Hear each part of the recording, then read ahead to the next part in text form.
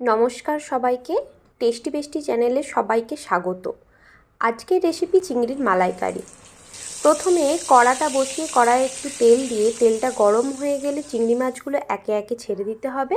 চিংড়ি মাছ বেশি ভাজার দরকার নেই, অল্প ভেজে হালকা হালকা লাল লাল হয়ে গেলে তুলে রেখে দিতে হবে। এরপর সেই তেলেই অল্প একটুখানি চিনি আর গোটা গরম মশলা দিয়ে দিতে হবে। গোটা গরম মশলার মধ্যে আমি দিয়েছি দারচিনি, এলাচ, লবঙ্গ, গোলমরিচ, তেজপাতা। সেটা হালকা একটা গন্ধ উঠলে তারপরে আমি যে মিশ্রণটা করে রেখেছিলাম সেই মিশ্রণটা দিয়ে দেবো। মিশ্রণে আছে কাজু, পোস্ত আর চারমগজ। তারপর ভালো করে মিনিট পাঁচেক সময় ধরে কষিয়ে নিতে হবে। তারপর তাতেই অল্প করে নুন, হলুদ, লঙ্কা গুঁড়ো, গরম মশলা গুঁড়ো দিয়ে দিতে হবে।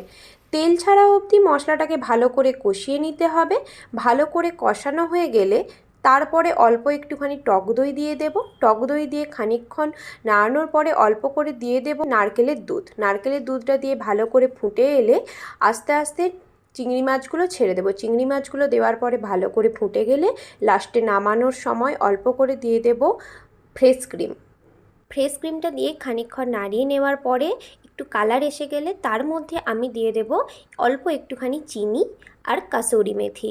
কাসুরি মেথিটা যদি বাড়িতে থাকে অবশ্যই একটুখানি গরম করে কড়াতে নেড়ে নিয়ে সেটা হাতে ক্রাশ করে দিয়ে দেবেন।